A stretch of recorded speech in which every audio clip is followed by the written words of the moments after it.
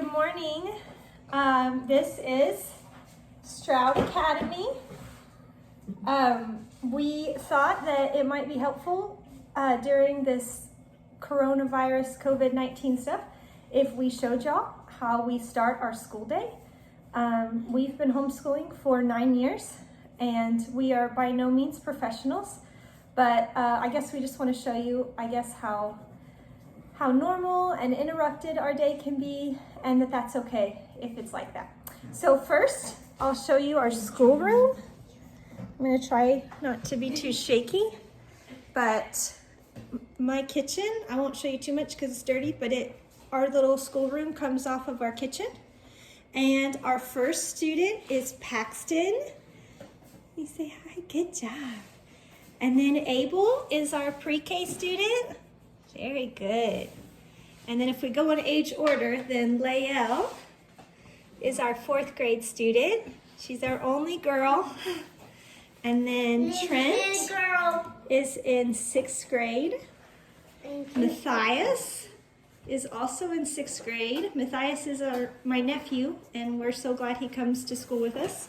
And then our oldest student is Cooper, our 7th grader. So anyway, we have kind of a bit of a classroom because there's so many of us. And we always start with the flag salute and prayer. But if your class is not as big as ours, don't worry. We started with the flag salute and prayer since Cooper was 4 and Trent was 3. So those were the days that we lived in a little bitty trailer and we just had a few school supplies, but we always did the flag salute, we always did prayer. We don't really feel like our day starts until we do that. The kids will do all their busy work sometimes and they'll be done with almost everything. But if we haven't done flag salute and prayer, then they'll be like, are we gonna start school today?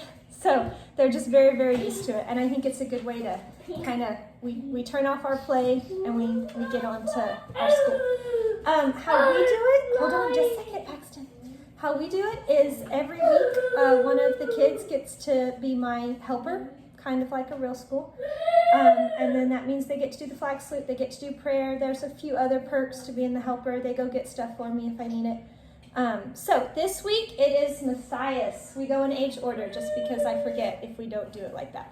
So we will stand and I'm gonna go find Paxton so he can do the flag salute. Paxton!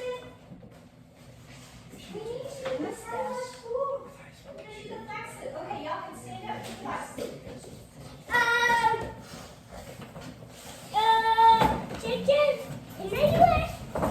It's Matthias' turn.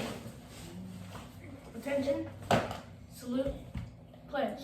I pledge allegiance to the flag of the United States of America and to the republic for which it stands, one nation, under God, indivisible, with liberty and justice for all. Thank you. You may be seated. And then Matthias, you can pray. Not just yet. We're going to pray now, okay? Matthias, can you make sure and remember the COVID-19 people that are sick? Mm-hmm. Lord Jesus, I thank you for this day. I thank you that we get to be in this video so that we can help people know what to do. I pray for COVID-19, for all the people that are sick to get better, and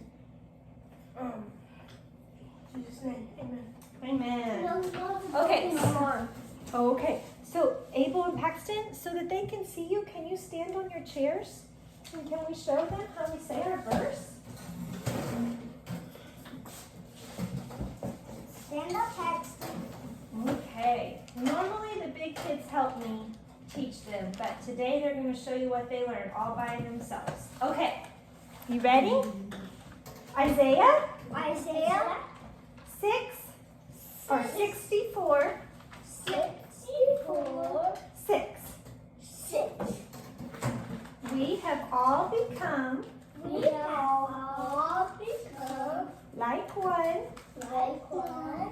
who is unclean,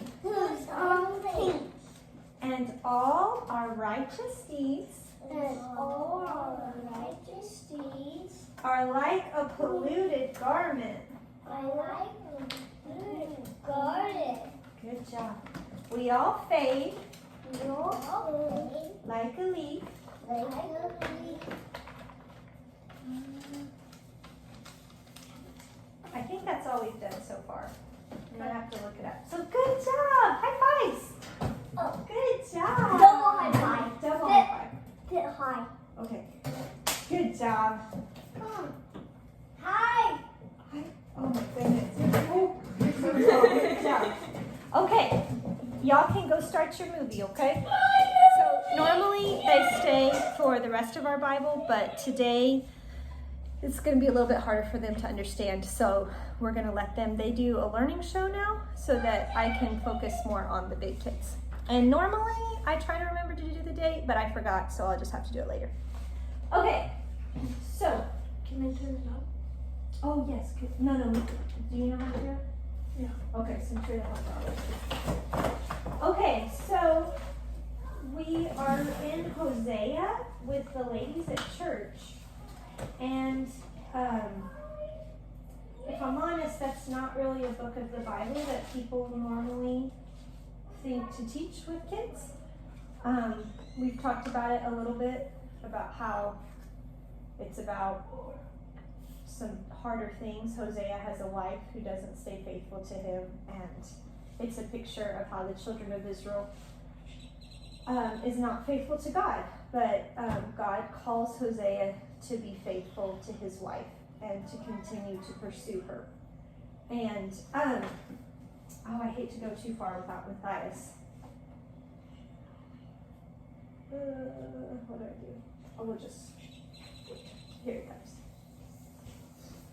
I wish I could talk to both of y'all, but I don't know, I guess I could kind of stand like this. Yeah, we'll try that.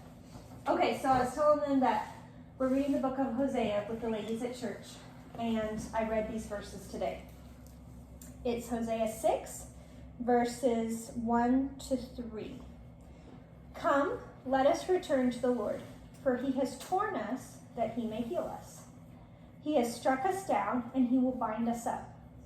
After 2 days he will revive us. On the third day he will raise us up, that we may live before him. Let us press on to know the Lord. His going out is sure as the dawn. He will come to us as the showers, as the spring rains that water the earth. And when I read that, I know there's been times in my life that I don't know why God tears so that he can heal. And I thought about all this crazy with the COVID-19 and how it seems like God is tearing us so that he could heal us as a nation. And I was just curious what y'all think. Why does he do it that way? Well, if he tears you apart, or not like tears you apart, but like if he breaks you or like makes something hard happen, you like look to see who he is and you realize like that he is, because you can be like, oh yeah, I'm a believer, but like when something hard happens, then that's when you actually really need to look to God for help. And then when he makes you, then you come out as like more faithful, and you can like kind of see how you can see that something bad happening, it makes you look to Jesus, and then it comes out as good. Like that verse was For all of sin? yeah, well, Or he works all things for good. And so that's kind of like a thing. It's not always just things like, oh, my truck broke down, how is that going to forget it? A lot of times it's something that makes you look to God, and it's like something big that happens, and you can see how God can work that out for good. I think that's really good. I think that's a really, really good answer. Any other thoughts? Like Cooper said, if he's trying to get your attention, so you'll listen to him. Yeah, I think that's really good.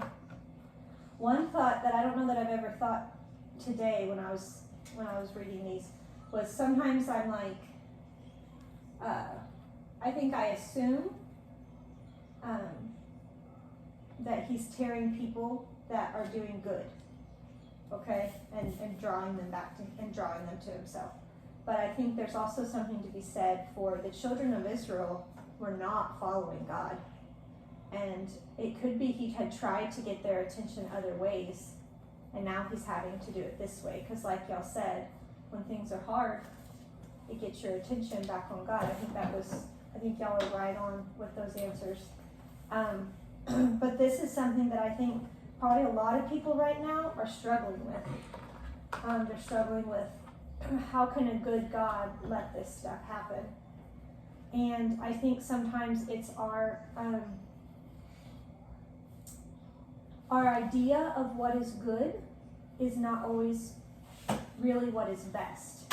So I can think what is good is that we have enough money, and that our house is big enough, and all my kids are healthy, and I get a Dr. Pepper every day.